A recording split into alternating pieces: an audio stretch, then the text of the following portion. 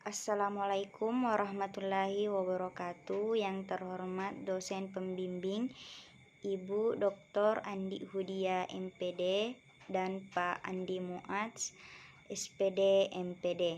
Video ini dibuat untuk menyelesaikan tugas perencanaan pembelajaran, yaitu menjawab 3 pertanyaan.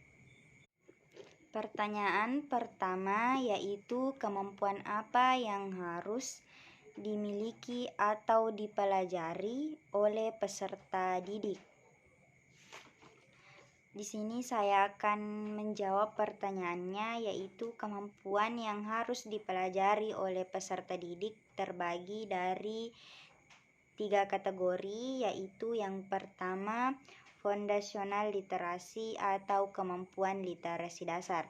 Kemampuan ini diperlukan untuk bisa menjalankan kegiatan sehari-hari, umumnya dipelajari di sekolah dan di rumah, yaitu literasi baca tulis, numerik, literasi sains, literasi digital, literasi finansial, literasi budaya dan kewarganegaraan.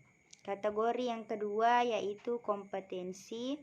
Setelah menguasai kemampuan literasi dasar, maka selanjutnya siswa juga perlu memiliki sejumlah kompetensi dengan harapan siswa tidak hanya pintar materi, namun juga pandai mengimplementasikan ilmunya di kehidupan nyata.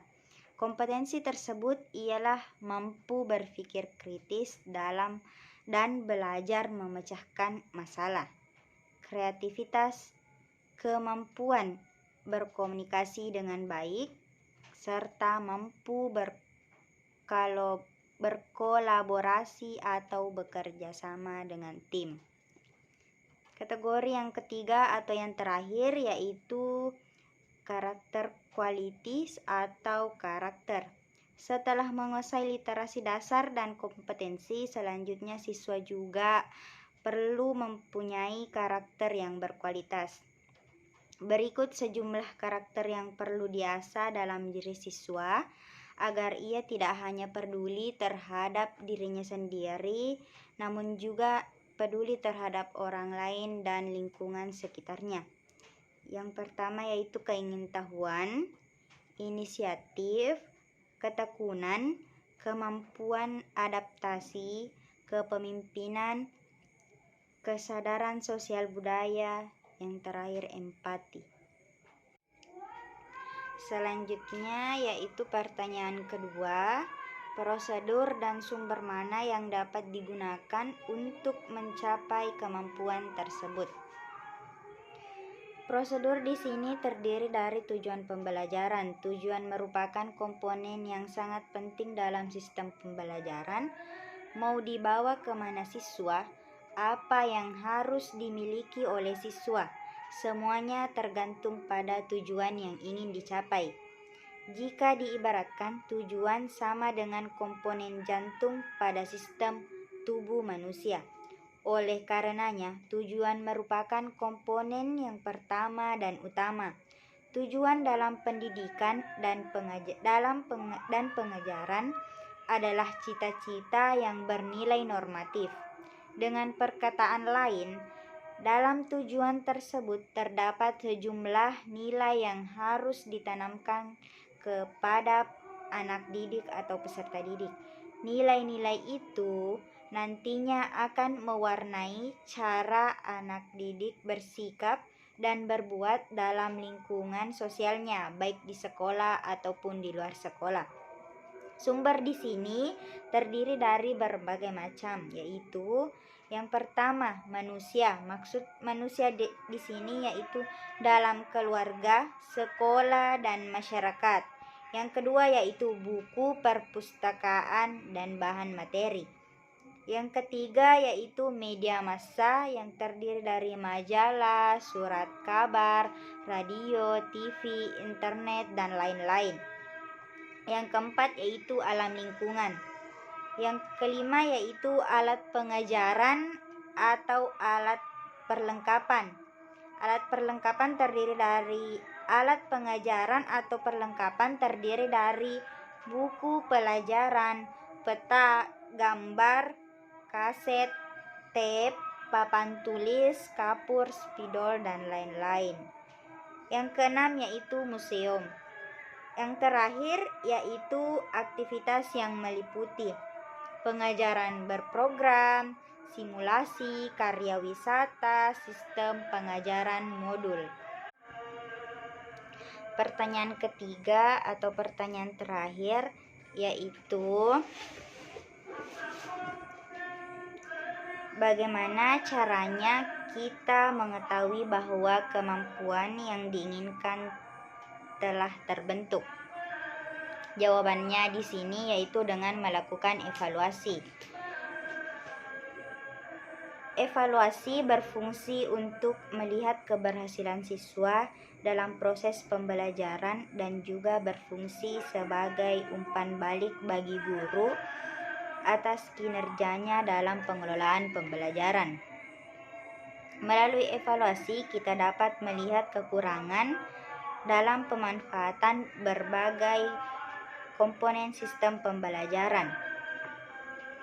Evaluasi adalah kegiatan mengumpulkan data seluas-luasnya, sedalam-dalamnya yang bersangkutan dengan kapabilitas siswa guna mengetahui sebab akibat dan hasil belajar siswa yang dapat mendorong dan mengembangkan kemampuan belajar.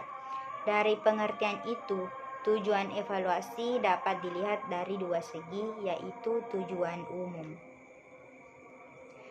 Tujuan umum terdiri dari mengumpulkan data-data yang membuktikan taraf kemajuan murid dalam mencapai tujuan yang diharapkan, memungkinkan pendidik atau guru menilai aktivitas atau pengalaman yang didapat, menilai metode mengajar yang dipergunakan. Selanjutnya, tujuan khusus. Tujuan khusus terdiri dari merangsang kegiatan siswa. Yang kedua, menemukan sebab-sebab kemajuan atau kegagalan. Yang ketiga yaitu memberikan bimbingan yang sesuai dengan kebutuhan, perkembangan, dan bakat siswa yang bersangkutan. Yang keempat yaitu memperoleh bahan laporan tentang perkembangan siswa yang diperlukan orang tua dan lembaga pendidikan. Yang kelima yaitu untuk memperbaiki mutu pelajaran atau cara belajar dan metode mengajar.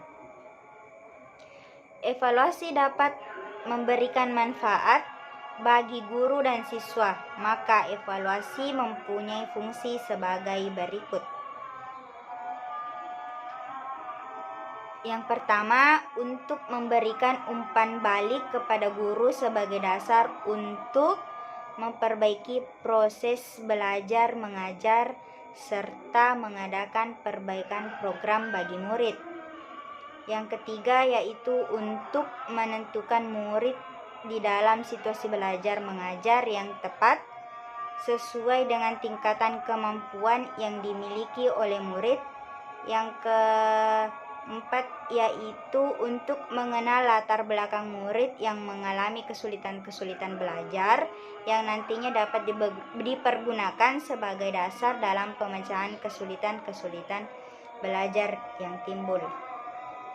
Evaluasi sebagai alat untuk melihat kemampuan atau keberhasilan pencapaian tujuan dapat dikelompokkan ke dalam dua jenis, yaitu yang pertama tes. Digunakan untuk mengukur kemampuan siswa dalam aspek kognitif atau tingkat penguasaan materi pembelajaran. Tes harus memiliki dua kriteria, yaitu kriteria validitas dan kriteria reliabilitas.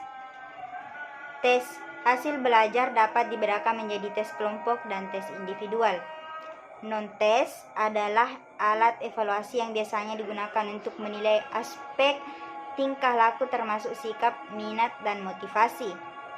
Jenis-jenis non-tes yaitu observasi, wawancara, studi kasus, dan skala sikap.